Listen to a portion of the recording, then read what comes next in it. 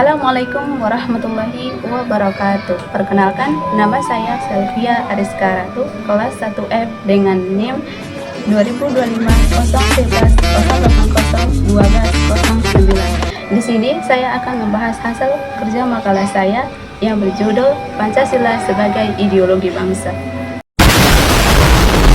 Latar belakang, Pancasila adalah dasar negara sekaligus pandangan hidup bangsa Indonesia.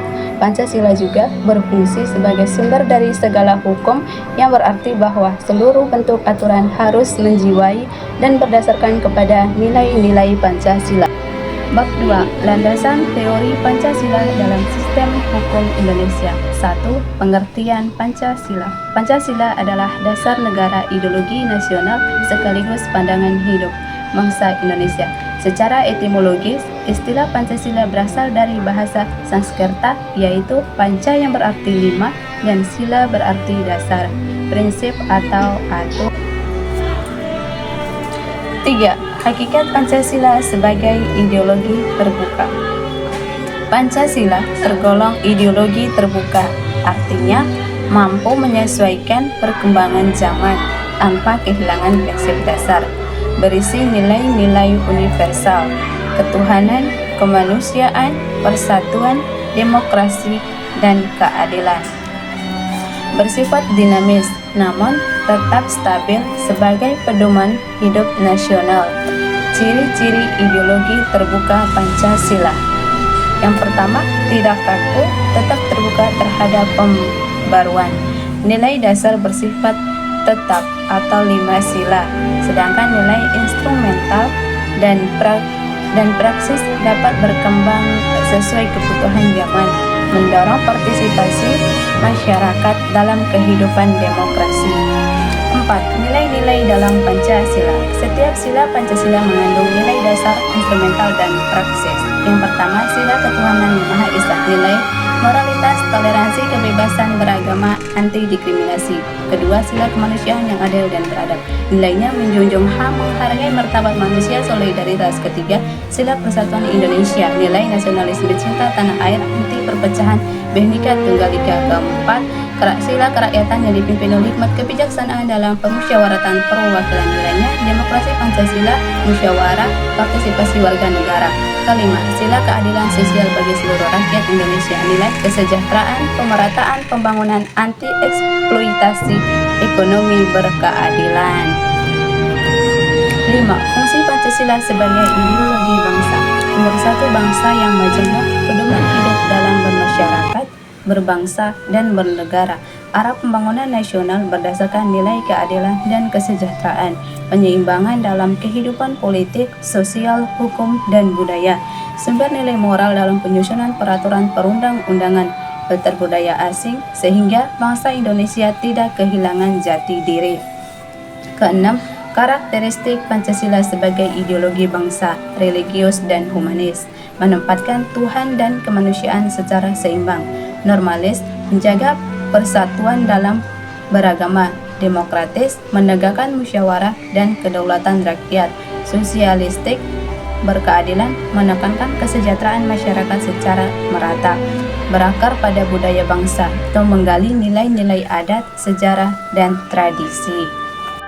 Ketujuh, implementasi Pancasila dalam kehidupan berbangsa. Implementasi dilakukan pada berbagai bidang politik, pemilu demokratis, pemerintahan yang bersih, supremasi hukum, bidang ekonomi, pembangunan berkelanjutan, pemerataan ekonomi, UMKM, bidang sosial budaya, toleransi, gotong royong, penghormatan HAM, bidang pendidikan karakter, penguatan profil pelajar Pancasila. Kedelapan, tantangan Pancasila sebagai ideologi bangsa, pengaruh globalisasi dan modernisasi, radikalisme, ketimpangan ekonomi dan sosial, disinformasi di media sosial yang memicu polarisasi, menurunnya pemahaman generasi muda tentang nilai Pancasila. Ciri-ciri ideologi Pancasila memiliki karakteristik khas yang membedakannya dari ideologi lainnya seperti liberalisme, sosialisme, maupun komunisme. Sebagai dasar negara Indonesia, Pancasila memiliki ciri-ciri khusus yang menggambarkan jati diri bangsa dan menjadi pedoman dalam kehidupan bernegara. Yang pertama, bersumber dari nilai-nilai budaya dan kepribadian bangsa Indonesia. Pancasila digali dari nilai-nilai luhurnya budaya, adat, dan tradisi bangsa Indonesia, seperti gotong royong, musyawarah, toleransi, tidak dipaksakan dari ideologi bangsa lain sehingga bersifat asli dan sesuai karakter bangsa. Yang kedua, merupakan ideologi terbuka. Pancasila bersifat fleksibel dan mampu berkembang sesuai dinamika zaman tanpa mengubah nilai dasarnya, dapat menerima kemajuan teknologi, sosial, dan globalisasi selama tidak bertentangan dengan nilai dasar 5 sila. Yang ketiga, mengandung nilai universal dan fundamental. Kelima sila menurut nilai kemanusiaan, keadilan, ketuhanan, demokrasi, dan persatuan yang berlaku di seluruh dunia. Nilai universal ini menjadikan Pancasila dapat diaplikasikan pada berbagai ranah kehidupan. Yang keempat, berfungsi sebagai dasar arah dan tujuan negara. Pancasila menjadi dasar pembentukan Undang-Undang Dasar 1945, hukum, kebijakan negara, dan arah pembangunan nasional, menjadi pijakan dalam penyelenggaraan negara serta tujuan kehidupan berbangsa.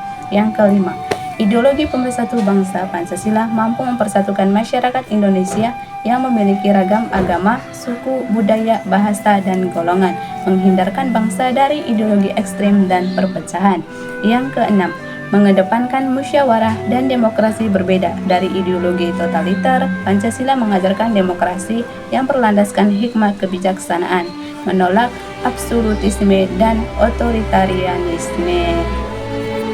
Ketujuh, menjunjung tinggi kemanusiaan dan moral. Pancasila meletakkan nilai kemanusiaan, etika, keadaban, dan tanggung jawab moral sebagai dasar kehidupan bernegara, menghargai martabat manusia, HAM, dan keadilan sosial.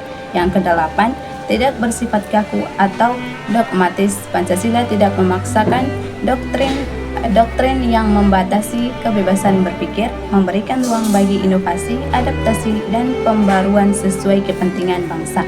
Yang kesembilan, bersifat integralistik. Pancasila memandang negara, pemerintah, dan rakyat sebagai satu kesatuan yang saling melengkapi, tidak berpihak pada kepentingan golongan tertentu, tetapi untuk seluruh rakyat Indonesia.